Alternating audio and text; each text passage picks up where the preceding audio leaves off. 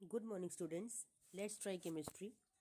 बेटा आज की जो हमारी ये वीडियो है वो है आपके मोस्ट इम्पोर्टेंट वो वाले क्वेश्चंस जो आपके एक्सेप्शंस में से आते हैं। ठीक है ना, कि जो एक्सेप्शंस हैं वहाँ से आपके सो श्योर क्वेश्चंस एग्जाम के अंदर आते ही आते हैं। यानी कि मैक्सिमम मैक्सिमम से मतलब है 99% चांसेस होते हैं आपके इन क्वेश्चंस के आने के। क्योंकि जो कॉमन क्वेश्चंस होते हैं, नॉर्मल क्वेश्चंस होते हैं, वो तो हर कोई जानता है। जानना जरूरी है एक्सेप्शंस को केमिस्ट्री के अंदर। तो वहीं से आपके बोर्ड प्रैक्टिकल वाइवा और आपके बोर्ड एग्जाम में यहीं से क्वेश्चंस पूछे जाते हैं। तो आज मैं आपके लिए वो सारे क्वेश्चंस यहाँ पे आपको बताऊंगी जिनके आने के पूरे पूरे चांसेस हैं आपके बोर्ड प्रैक्टिकल वाइवा में और आपके बोर्ड एग्जाम में। ओके, अब वो पहला क्वेश्चन जो आपको एग्जाम में देखने के लिए हमेशा मिलेगा और वाइवा में आपसे पूछा जाएगा वो है आपका ल्यूकास टेस्ट। सबसे पहले आपको पता होना चाहिए कि ल्यूकास टेस्ट क्या होता है। ल्यूकास टेस्ट होता है अल्कोहल्स को टेस्ट करने के लिए। अल्कोहल्स को टेस्ट करने का क्या मतलब है कि आपके प्राइमरी, सेकेंडरी एंड टर्जरी अल्कोहल्स को टेस्ट करने के लिए ये ल्यूकास टेस्ट को बनाया गया है। अब जब हम इन तीनों टाइप के अल्कोहल को टेस्ट करते हैं ल्यूकास टेस्ट से, तो ल्यूकास टेस्ट में रिएजेंट कौन सा होता है वो जानना आपके लिए इंपॉर्टेंट है, क्योंकि वो भी एक क्वेश्चन है एग्जाम का, स्पेशली वाइवा के लिए। तो ल्यूकास रिएजेंट होता है आप लोगों के लिए। ये ल्यूकास रिएजेंट क्या होता है? ल्यूकास रिएजेंट होता है बच्चा concentrated hydrochloric acid plus anhydrous. Anhydrous का मतलब है ड्राई ड्राई कंडीशन में आपका zinc chloride, anhydrous zinc chloride ZnCl2, ये दोनों मिलाकर एक प्रॉपर रेशियो होता है। वो रेशियो से क्वेश्चन आपको कभी एग्जाम में नहीं पूछा जाएगा। ये प्रॉपर रेशियो में दोनों को मिक्स किया जाता है, तब एक ल्यूकास रिएजेंट का फॉर्मेशन होता है। इस ल्यूकास रिएजेंट को यूज करते हैं प्राइमरी, सेकेंडरी एंड टर्जरी अल्कोहल को टेस्ट करने के लिए। ठीक है, अब यहाँ पे एक्सेप्शन क्या है? एक्सेप्शन ये है कि जो टर्जरी अल्कोहल है वो तो बड़े प्यार से व्हाइट प्रेसिपिटेट, जिसे व्हाइट टर्बिडिटी भी बोलते हैं, देता है। जब ल्यूकास रिएजेंट को ऐड करते हो टर्जरी अल्कोहल में, इमीडिएटली व्हाइट प्रेसिपिटेट आपका फॉर्म हो जाता है। सेकेंडरी के लिए क्या होता है? इसको 10 मिनट्स लग जाते हैं ये व्हाइट प्रेसिपिटेट देने के लिए। तो हो गया ना आपका डिफ्रेंसिएशन, यही तो एक्सेप्शन है। और प्राइमरी की अगर बात करें तो ये आपका ल्यूकास रिएजेंट यानी कि ल्यूकास टेस्ट देता ही नहीं है। देता ही नहीं है का क्या मतलब है? कि ये आपका व्हाइट प्रेसिपिटेट देता ही नहीं है। ठीक है, इसके लिए एक एक्सेप्शन और है प्राइमरी अल्कोहल के लिए, कि ये आपका रूम टेम्परेचर पर, रूम टेम्परेचर का मतलब समझते हैं आप, आपका 273 केल्विन पे ये आपका ल्यूकास टेस्ट नहीं देता।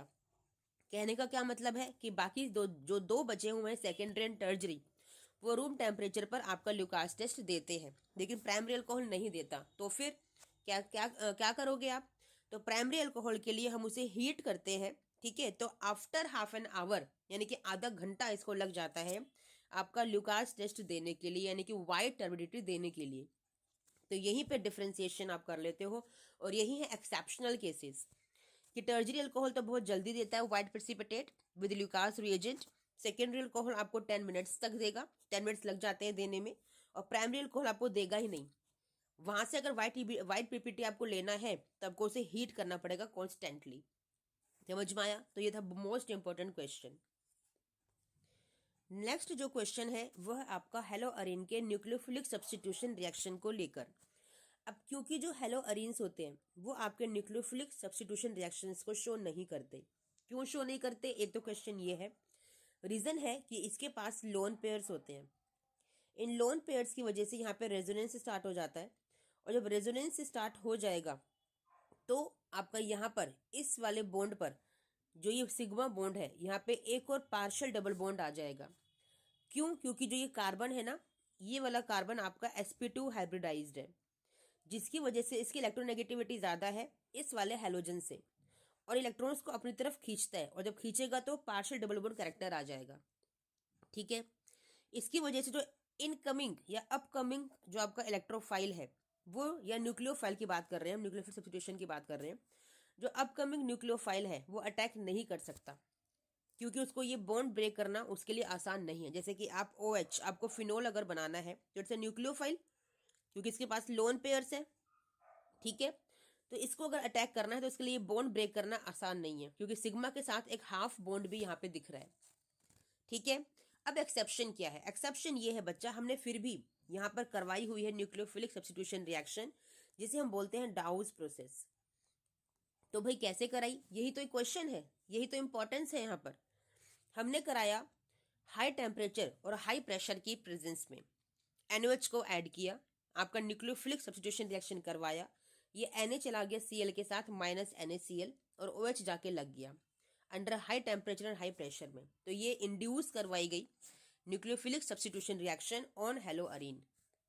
ठीक है, फिर यहाँ से एक क्वेश्चन और अगर आता है कि अगर हमने इलेक्ट्रॉन विड्रॉइंग ग्रुप्स को ऐड कर दिया तो पता है यहाँ पे क्या होता है? यहाँ पे जो इलेक्ट्रॉन डेंसिटी है वो और कम हो जाती है, डिक्रीज हो जाती है, जिसकी वजह से टेम्परेचर प्रेशर हमें और कम करना पड़ जाता है। आराम से हमारी रिएक्शन हो जाती है, कौन सी? Nucleophilic substitution reaction. समझ में आया? तो यहाँ से ये वाला एक्सेप्शनल केस था। One more important exceptional case aldehyde के लिए, कि हमारे पास ये एल्डिहाइड है, lower aldehyde with only 1 carbon. अगर इसकी रिएक्शन आप कराते हैं ग्रिग्नार्ड रिएजेंट से तो आपको मिलता है primary alcohol, you get primary alcohol. लेकिन वहीं पे आप इसके अलावा किसी भी नंबर 2, नंबर 3 या कोई भी हायर एल्डिहाइड से करवाइए जो हायर कार्बन की चेन हो ग्रिग्नार्ड रिएजेंट के साथ, तो आपको मिलेगा सेकेंडरी अल्कोहल। हो गया एक्सेप्शनल केस। ये भी एल्डिहाइड है, ये भी एल्डिहाइड है, लेकिन आपका जो 1 कार्बन का जो एल्डिहाइड दैट इज मिथेनल या फॉर्मल्डिहाइड जिसे हम कहते हैं, वो आपको प्राइमरी अल्कोहल देता है। और सेकेंडरी अल्कोहल अगर आपको एल्डिहाइड से बनाना है तो आपको 1 कार्बन की जगह 2 या उससे ज्यादा कार्बन लेने पड़ेंगे, तो आप सेकेंडरी अल्कोहल का फॉर्मेशन कर सकते हो। लेकिन अगर आपको कहा गया है कि prepare primary alcohol with the help of Grignard reagent and by using aldehyde only, तो बेटा आप इस वाले एल्डिहाइड से नहीं बना पाओगे, आपको लेना पड़ेगा ये वाला 1 कार्बन का एल्डिहाइड दैट इज मिथेनल या फिर फॉर्मल्डिहाइड जिसे हम कहते हैं। समझ में आया? और एक और एक्सेप्शनल केस क्या है यहाँ पे कि एल्डिहाइड से तो आप प्राइमरी सेकेंडरी अल्कोहल बना लेते हो, लेकिन अगर आपको टर्जियरी अल्कोहल बनाने के लिए दे दिया जाए तो आप एल्डिहाइड से नहीं बना सकते बेटा, आपको बनाने के लिए लेना पड़ेगा कीटोन। कीटोन से आप टर्जियरी अल्कोहल बनाते हो, लेकिन सिर्फ और सिर्फ ग्रिग्नार्ड रिएजेंट की हेल्प से। अदरवाइज कीटोन से आप टर्जियरी अल्कोहल बना ही नहीं सकते अगर आपके पास ग्रिग्नार्ड रिएजेंट ना हो। बात को समझिएगा, बहुत इंपॉर्टेंट क्वेश्चन है, केमिस्ट्री के मास्टर बन जाओगे बेटा आप अगर आपने मेरी बताए क्वेश्चंस को कर लिया।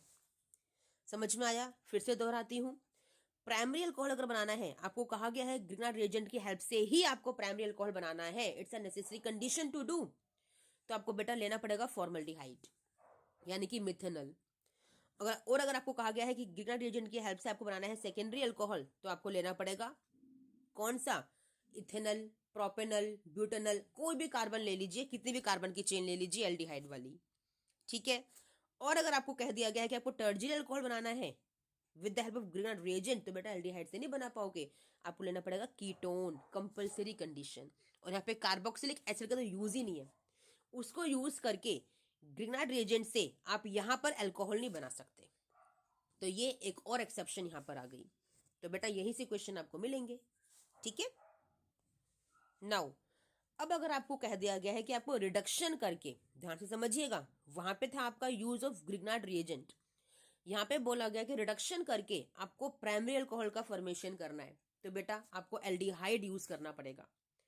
और एजेंट कौन से होंगे? रिड्यूसिंग एजेंट कौन से होंगे? आपका hydrogen with catalyst palladium, catalyst palladium.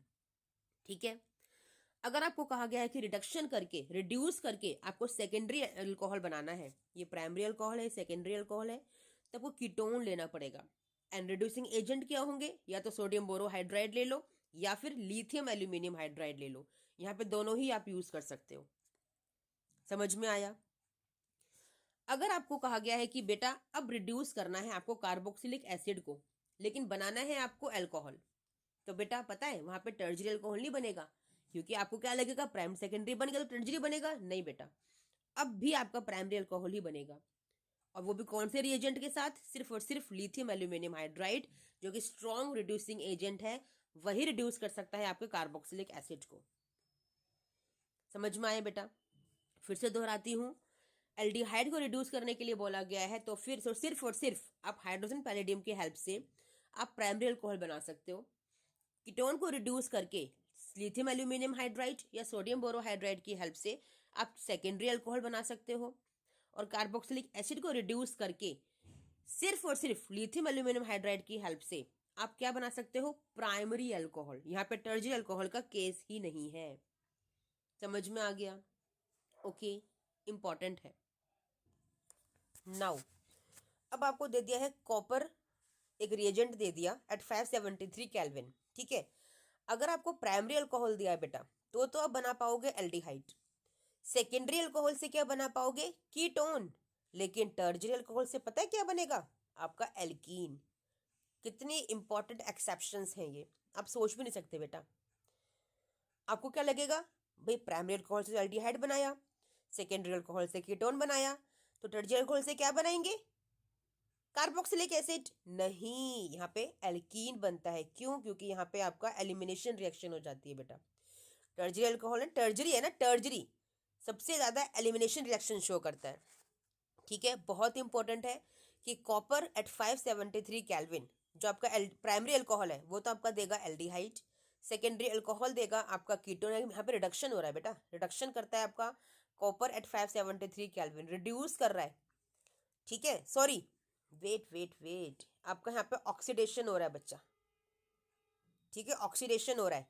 Primary alcohol convert हो गया आपका एल्डिहाइड में, सेकेंडरी अल्कोहल कन्वर्ट हो गया आपका कीटोन में, और टर्जियरी अल्कोहल आपका कन्वर्ट हो गया किसमें, एल्कीन में। यहाँ पे कोई ऑक्सीडेशन नहीं हुआ है। टर्जियरी अल्कोहल के केस में देयर इज नो ऑक्सीडेशन, यहाँ पे सिर्फ और सिर्फ एलिमिनेशन हुआ है। आप ऑक्सीडेशन कहाँ पे कर पा रहे हो, प्राइमरी और सेकेंडरी अल्कोहल के केस में। आगे समझो बच्चा, बहुत इंपॉर्टेंट है। नाउ आपसे एक टेस्ट पूछा जाता है बेटा, एल्डिहाइड और कीटोन के बीच में कैसे टेस्ट करोगे कि जो गिवन सॉल्यूशन है वो एल्डिहाइड है कि कीटोन है। तो उसके लिए आप करते हो टॉलरेंस टेस्ट और फेलिंग्स टेस्ट। दोनों ही एल्डिहाइड के लिए होते हैं, कीटोन को ये रिड्यूस नहीं कर पाते, ये सिर्फ और सिर्फ एल्डिहाइड को रिड्यूस कर पाते हैं। फिर एक क्वेश्चन और पूछते हैं आपसे वाइवा में कि आपके पास दो तरह के एल्डिहाइड्स होते हैं, aromatic aldehyde and aliphatic aldehyde. अब इनके बीच में कैसे टेस्ट करोगे, आप कैसे इनको डिफ्रेंशिएट करोगे, ठीक है ना। तो इसके लिए होता है आपका फेलिंग्स टेस्ट, क्योंकि जो टॉलरेंस टेस्ट है ना, टॉलरेंस रिएजेंट है, वो दोनों टाइप के एल्डिहाइड्स को रिड्यूस कर देता है। लेकिन जो फेलिंग सोल्यूशन रिएजेंट है आपका, जो फेलिंग सोल्यूशन है, वो सिर्फ और सिर्फ आपके एलिफेटिक को रिड्यूस कर सकता है, एरोमेटिक को रिड्यूस नहीं कर सकता।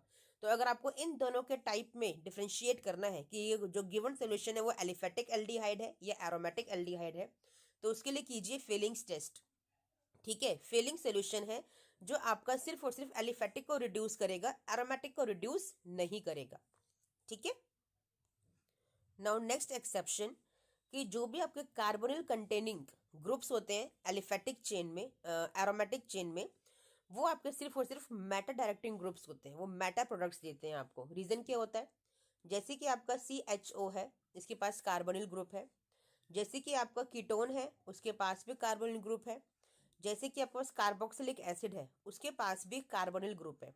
इन CO ग्रुप को हम बोलते हैं कार्बोनिल ग्रुप, ठीक है बच्चा। तो ये इलेक्ट्रॉन विड्रॉइंग ग्रुप होते हैं, इलेक्ट्रॉन्स को खींचते हैं अपनी तरफ। तो कहाँ पे होती है ज्यादा इलेक्ट्रॉन डेंसिटी, बेंजीन रिंग में, आपके ऑर्थो और पैरा पे होती है। तो वहां से इलेक्ट्रॉन्स खींच लिए जाएंगे, तो बचे कहाँ पे, मेटा पे बचे। तो इसलिए मेटा पर जाके आपका इलेक्ट्रोफाइल अटैक करता है, क्योंकि वहीं पे उसको इलेक्ट्रॉन्स मिलते हैं। क्योंकि इलेक्ट्रोफाइल क्या है, इलेक्ट्रॉन डेफिशिएंट स्पीशी है, वो इलेक्ट्रॉन्स को लेने के लिए आ रहा है। समझ में आया? तो जो भी कार्बोनिल कंटेनिंग ग्रुप्स आपके होते हैं एरोमेटिक रिंग के ऊपर, वो आपके मेटा प्रोडक्ट्स को बनाते हैं, और मेटा ही यहाँ पे मेजर होता है। बहुत इंपॉर्टेंट एक्सेप्शन है बेटा, बहुत कंफ्यूज करते हैं वाइवा में आपको एग्जामिनर्स, और बोर्ड एग्जाम में आपको आपके एग्जामिनर्स। तो प्लीज कंफ्यूज मत होइए, ध्यान से समझिए, सोचिए और फिर आंसर कीजिए। एक ये आपके बहुत इंपॉर्टेंट एक्सेप्शन है बेटा, इसमें आपसे पूछते हैं कि जो मिथाइल और इथाइल सब्स्टिट्यूटेड अमाइंस होते हैं, ये आपके इथाइल सब्स्टिट्यूटेड अमाइंस है, ये मिथाइल सब्स्टिट्यूटेड अमाइंस है। जहाँ पे इथाइल ग्रुप लगता है उसे बोलते हैं इथाइल का सब्स्टिट्यूशन हुआ है अमाइन के ऊपर। जहाँ पे मिथाइल ग्रुप्स होते हैं वहाँ बोलते हैं कि मिथाइल का सब्स्टिट्यूशन हुआ है अमाइन के ऊपर। तो इनका ना बेसिसिटी का ऑर्डर आपसे पूछा जाता है, बेसिक स्ट्रेंथ का ऑर्डर पूछा जाता है एक्व सोल्यूशन के अंदर। सबसे पहले पता होना चाहिए आपको कि बेसिक स्ट्रेंथ क्या होती है। बेसिक स्ट्रेंथ होती है कि इलेक्ट्रॉन कौन कितने डोनेट कर सकता है, यानी कि वो इलेक्ट्रॉन डोनर है, क्योंकि उसके पास इलेक्ट्रॉन की एफिशिएंसी है, वो इलेक्ट्रॉन रिच स्पीशी है। ध्यान से समझिएगा, उस इलेक्ट्रॉन्स को डोनेट करना है। अब डी जो डोनेशन है ना, बेसिक स्ट्रेंथ जो हमें बतानी है इन एल्काइल अमाइंस के अंदर, वो बतानी है एक्व सॉल्यूशन के अंदर, यानी कि पानी के अंदर बतानी है आपको। ठीक है, तो जो इथाइल सब्स्टिट्यूटेड अमाइंस का जो ऑर्डर होता है वो होता है सेकेंडरी, टर्जरी एंड प्राइमरी। और मिथाइल सब्स्टिट्यूटेड के लिए क्या ऑर्डर होता है? Secondary, primary and टर्जरी। ये एक्सपेरिमेंटली प्रूवन है बेटा, ये एक्सपेरिमेंटली देखा गया है, तो इसके लिए आप कोई इफ एंड बट नहीं लगा सकते कि क्यों, कब, कैसे, कहाँ। No, it is experimentally proven. तो ट्रिक बना के लर्न कर सकते हो कि इथाइल सब्स्टिट्यूटेड अमाइंस के लिए 231, ठीक है, 231 इथाइल वालों के लिए, और मिथाइल वालों के लिए क्या हो गया 213, यानी कि 2 तो सेम है, बस लास्ट वाले 31 और 13 आपको कर लेना है। ऐसे अगर याद कर लोगे तो भूलोगे नहीं, क्योंकि ये बहुत इंपॉर्टेंट एक्सेप्शन है और बोर्ड एग्जाम में बहुत देखी गई है ये वाली एक्सेप्शन। बहुत क्वेश्चंस आते हैं बोर्ड एग्जाम में यहाँ से। फिर से बता रही हूँ, इथाइल सब्स्टिट्यूटेड अमाइंस के लिए 231 और मिथाइल सब्स्टिट्यूटेड अमाइंस के लिए 213। ओके, और जो अमाइन है वो सबसे एंड में आ जाएगा दोनों के केस में। जो अमोनिया है, सॉरी, जो अमोनिया है वो सबसे एंड में आ जाएगा दोनों के केस में। ठीक है, यानी कि सबसे लीस्ट बेसिक है ये। ओके, दोनों के केस में मोर बेसिक कौन है? Secondary. Secondary is the more basic. Next important exception जो आपसे पूछी जाती है एग्जाम में, वो है आपका अमाइंस में कैसे डिफ्रेंसिएशन करोगे, यानी कि प्राइमरी, सेकेंडरी और टर्जरी अमाइंस में कैसे डिफ्रेंसिएशन करोगे। तीनों में एक साथ आपको डिफ्रेंसिएशन करना है। तो उसके लिए होता है आपका हिंसबर्ग रिएजेंट टेस्ट। इस हिंसबर्ग रिएजेंट का जो एक फॉर्मूला होता है that is benzene sulphonyl chloride. ये इसका स्ट्रक्चर है, benzene sulphonyl chloride. Primary amine से जब टेस्ट कराते हो ना इसको, प्राइमरी अमीन में देखो आपके पास 2 हाइड्रोजन है, तो एक हाइड्रोजन निकल जाता है इस क्लोरीन के साथ और आपका ये पूरा का पूरा प्रोडक्ट बनता है। आपको दिख रहा है यहाँ पे एक हाइड्रोजन है जो लगा हुआ है नाइट्रोजन और सल्फर के पास, जहाँ पे रेजोनेंस स्टार्ट हो जाता है, जिसकी वजह से ये हाइड्रोजन के निकलने की पूरी संभावना है और एक एसिडिक हाइड्रोजन की तरह एक्ट करता है, क्योंकि ये इलेक्ट्रॉन डेफिशिएंट हो जाएगा, इसको डर है। तो इस इलेक्ट्रॉन डेफिशिएंसी की वजह से इस एसिडिक हाइड्रोजन, यानी कि इस हाइड्रोजन के एसिडिक होने की वजह से ये एल्कलाई में सोल्यूबल हो जाता है। समझ रहे हो ना, हाइड्रोजन वहां से लूज होगा और एल्कलाई में बड़े आराम से सोल्यूबल हो जाएगा, क्योंकि यहाँ पे इलेक्ट्रॉन अवेलेबल है सोल्यूबल होने के लिए एल्कलाई में। Alkali means water soluble basis. ठीक है, सेकेंडरी अमीन के केस में यहाँ पे एक ही हाइड्रोजन होता है जो इस निकल जाएगा इस क्लोरीन के साथ, तो यहाँ पर कोई भी एसिडिक हाइड्रोजन नहीं है, जिसकी वजह से ये इनसोल्यूबल होता है एल्कलाइज में। समझ दो हो गया डिफरेंशिएशन प्राइमरी सेकेंडरी के अंदर। टर्जरी के केस में क्या होगा, यहाँ पे एक भी हाइड्रोजन नहीं होता, तो क्लोरीन को निकलने के लिए कोई है ही नहीं उसके पास हाइड्रोजन, तो इसीलिए रिएक्शन ही नहीं होती है, यानी कि हिंसबर्ग रिएजेंट टेस्ट देता ही नहीं है कौन? टर्जरी अमाइन।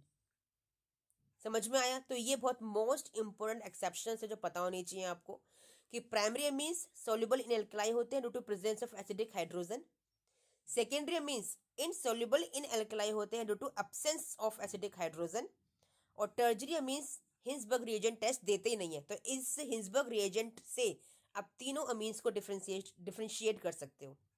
बहुत इंपॉर्टेंट एक्सेप्शन है बेटा। इसके बाद एक मोस्ट इंपॉर्टेंट एक्सेप्शन है कि जो अमीन्स होते हैं, यानी कि एनिलीन जैसे कॉम्पाउंड्स, ठीक है, वो आपके फिडल क्राफ्ट रिएक्शन शो नहीं करते। क्यों शो नहीं करते? क्योंकि जो अमीन्स होते हैं ना वो आपके बेस होते हैं, और आप फिडल क्राफ्ट में यूज करते हो लुईस एसिड को, तो बेस जब एसिड से रिएक्शन करेगा तो वो एक सॉल्ट का फॉर्मेशन करेगा, और फिडल क्राफ्ट में क्या बनता है? ऑर्थो एंड पैरा प्रोडक्ट्स बनते हैं। तो सोल्ट बनने की वजह से जो आइडेंटिटी है फिडल क्राफ्ट की वो तो खत्म हो गई। इसी वजह से आपके जो अमीन्स होते हैं यानी कि एनिलीन, वो आपके फिडल क्राफ्ट रिएक्शन शो नहीं करते। बहुत इंपॉर्टेंट क्वेश्चन है बोर्ड एग्जाम का और बोर्ड प्रैक्टिकल वाइवा का बेटा, इतना इंपॉर्टेंट एक्सेप्शन है ये। सारे आपके फंक्शनल ग्रुप्स जितने आपने अभी तक पढ़े सभी के सभी देते हैं फिडल क्राफ्ट रिएक्शन, कोई ऑर्थो पे, कोई पैरा पे, कोई मेटा पे। समझ रहे हो आप? फिडल क्राफ्ट ऑर्थो पैरा वाली होती है, लेकिन मेटा डायरेक्ट ग्रुप्स भी बनते हैं आपके, होते हैं ना, होते हैं कार्बोनिल ग्रुप्स के केस में। लेकिन अमीन्स एक ऐसा फंक्शनल ग्रुप है जो आपका सॉल्ट फॉर्मेशन करने की वजह से आपका फिडल क्राफ्ट रिएक्शन को शो नहीं करता। इतनी इंपॉर्टेंट एक्सेप्शन है। तो ये थी कंप्लीट ऑर्गेनिक केमिस्ट्री की आपकी एक्सेप्शंस, जो सो श्योर आने के चांसेस होते हैं आपके वाइवा में और आपके बोर्ड एग्जाम में। ठीक है, तो इतनी इंपॉर्टेंट एक वीडियो मैंने आप लोगों के लिए बनाई है जिससे आप केमिस्ट्री को मास्टर करें बेटा। ठीक है, तो बस चलिए मिलते हैं नेक्स्ट वीडियो में। टिल देन थैंक यू बच्चा, बाय।